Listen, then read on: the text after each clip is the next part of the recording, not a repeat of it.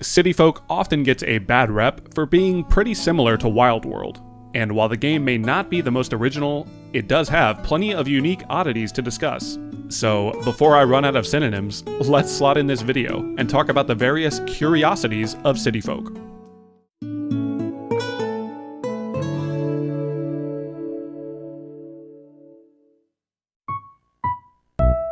As with any game, City Folk, or Let's Go to the City, contains a lot of leftover secrets when you examine the game's internal files.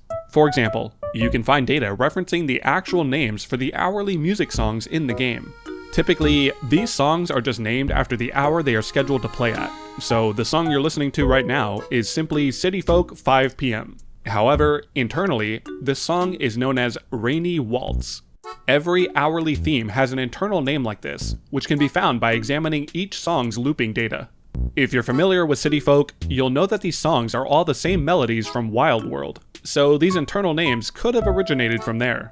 Speaking of Wild World, the message in a bottle item used in that game is present in City Folk, with a complete model and everything, but to my knowledge, it's never used in the game. Dig a bit deeper into the game files, and you can find debug textures, beta screenshots, invisible furniture, and various other oddities. Interestingly, there's textures for the map that show beach acres on the north side of town, which isn't possible in City Folk and wouldn't be implemented until New Horizons added it with their secret beach. Examining the game's script files reveals that they went out of their way to translate absolutely everything over from Japanese, even parts that wouldn't be used in English. For example, in the Japanese game, you get the option to choose whether you want the game to use kanji characters or just plain hiragana. Of course, Western countries typically only have one alphabet system, so this wouldn't really make sense, and the option was removed in the international releases. Despite this, the internal script for the option still exists, and is fully translated. Speaking of the game's script, examining it also reveals how the game's mail and letter system works. My most popular video to date previously looked at how the GameCube villagers read your letters and write responses to them. If you watch that video, you'll know that this system was pretty abusable, and getting a positive reply simply involved spamming a single letter in combination with punctuation. However, City Folk seemingly makes things a bit more complex. For example, if you're truly evil and write a letter to a villager that says, "Get the hell away from me and stop bugging me," then they can actually reply with, "I guess I know how you feel about me, but I'm not gonna stop bugging you until you like me." Or if you write a letter telling them, "I love you," they can politely reject you by replying with, "Love isn't a word I throw around easily. I like to keep it hidden and only use it when I really mean it." So, what's going on here? Can villagers actually read the contents of your letter and reply organically like this? Did Nintendo include some insane generative response algorithm in Animal Crossing City Folk? The answer is no. Even though City Folk's letters seem more complex, the system here is arguably even more simplistic than the GameCube version.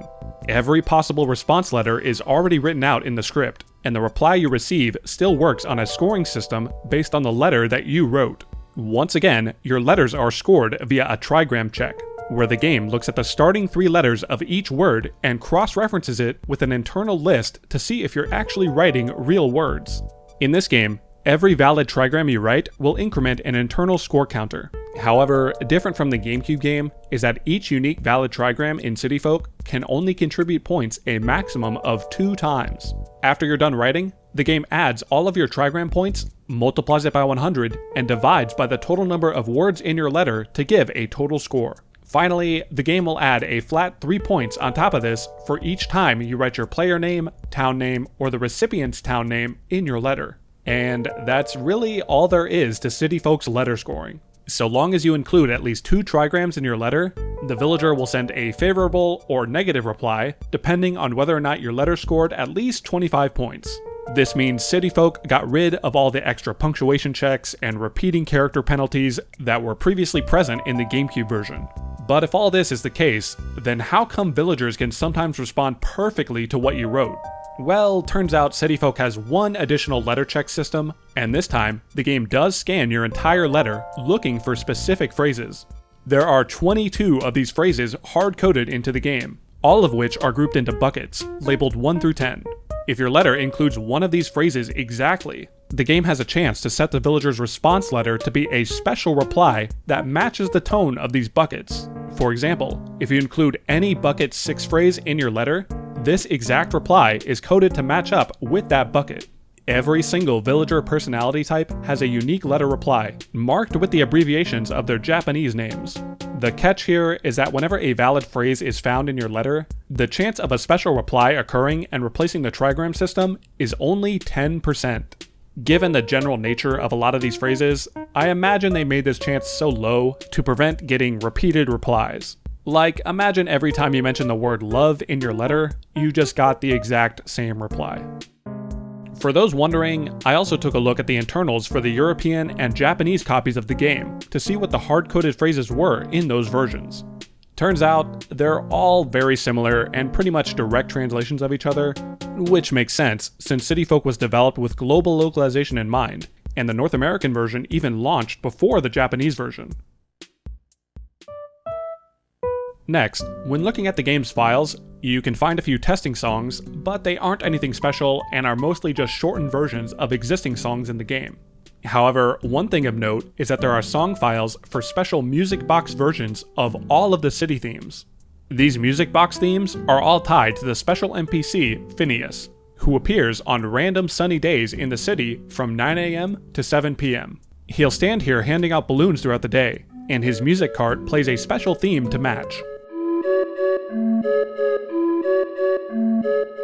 Normally, this music cart only plays the city day theme, since Phineas is only scheduled to stick around during the day.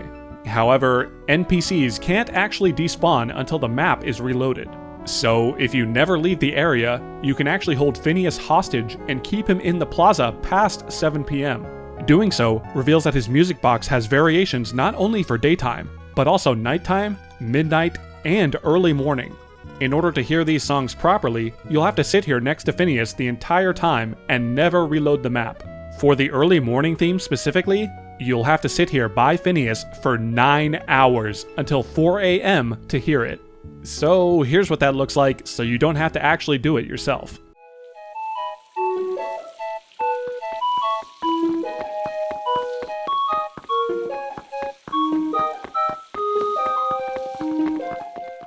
Of course, once the day resets at 6 AM, the map will reload, and Phineas will finally despawn after you've held him hostage for 21 hours. In a previous video of mine covering various softlocks in Animal Crossing, I reported that City Folk actually didn't have any that I could find. However, there are a select few who speedrun this game, and 3 years ago, runner DrewPag came across this glitch. Whoa. You see that glitch? I put the bug on top of the bells. Hopefully, did I just discover something new again? Essentially, by quickly dropping ground items and furniture items in your house, they can render on top of each other. This by itself isn't too useful, though it does lead to some wacky shenanigans, such as furniture disappearing or items showing up completely out of bounds.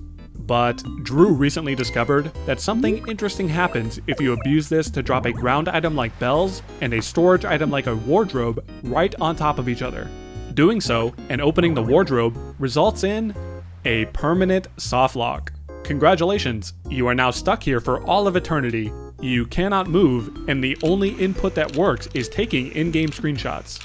This happens because the drop bells and the wardrobe are currently occupying the same tile. Normally, opening a wardrobe brings up a storage menu like this, but with the wardrobe on top of the bells, the game plays the opening animation for the villager. Yet the wardrobe itself isn't updated, which means the storage menu will never load. Since your villager animation state is only cancelled when you back out of that storage menu, you can't ever leave this animation, and you end up softlocked. DrewPag also made me aware of at least one other softlock that can occur in City Folk. A Japanese speedrunner named Tanmomo caught a bug right as it jumped into the water and was about to despawn. They then held up an invisible bug, and the game crashed as it was going into their pockets. Another runner, FroBuddy Harry, discovered that if you do the same thing with a full inventory and release the bug, your game doesn't crash, but you are now soft-locked in place. While this one of course requires a bit of luck and perfect timing to perform, we now know of at least 2 Softlocks in City Folk.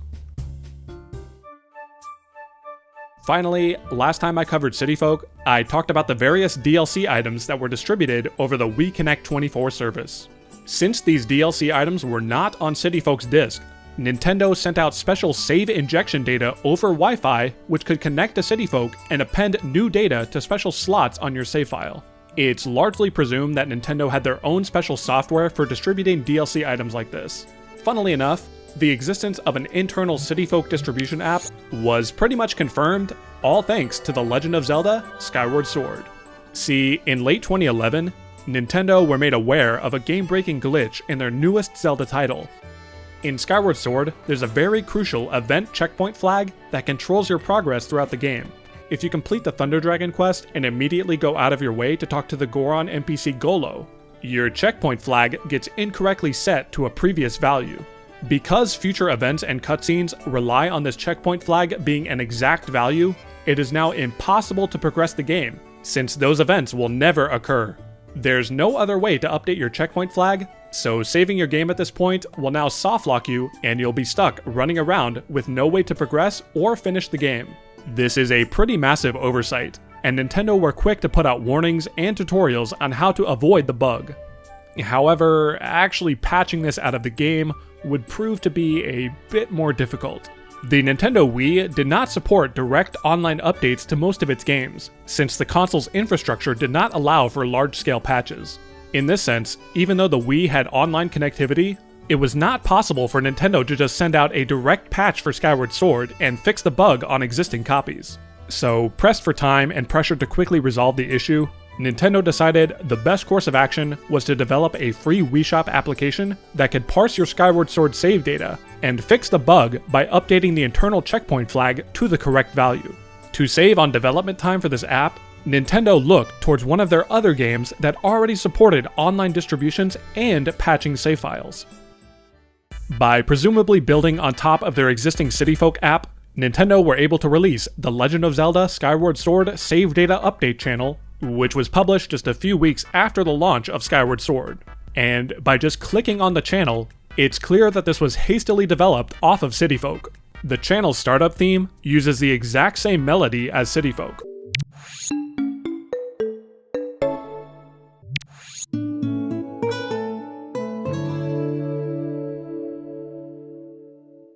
The hand cursor in the app is also the same as in City Folk. The real kicker, though, was the discovery of several unused files when this app was data mined. This Save Data Update channel contains dozens of items and patterns from City Folk. Notably, there's an archive container called Add Item, which contains 3 City Folk items that were never distributed as DLC. These items can be extracted from the Skyward Sword channel and added to City Folk manually, but no official distribution was ever released for them. If you're curious to learn more on the technicalities of the Skyward Sword glitch or what the update channel actually does, I highly recommend watching this video by James Money, which covers the topic in detail. That's going to do it for our discussion on City Folk. I hope you enjoyed these curiosities and found them as interesting as I did. Thank you to Drewpag, Kyler, Chubby Bub, The Cutting Room Floor, and Nookopedia for documenting most of the information shared in this video. Shout out to my Patreon and YouTube members as well, with special thanks to Lunescape, Cynthia Cohen, Dylan Trudeau, Silly Marina, Villager, Terumi, Vinny Diddy, Pidge01, Kai D, Japan Eat, Tammy's Head, Fani, Puff, Sarkia, Comfy Boy 404, Bobby Nard, Goose Fart, Cray, Highly in Descent, Clifford Longhead, Calidor, Lock and Key 24, Wesley Witz, Jummy, Retro Reversing, Arbor Days, and Jesse R&DM. And of course, thank you all for watching to the end. Until next time.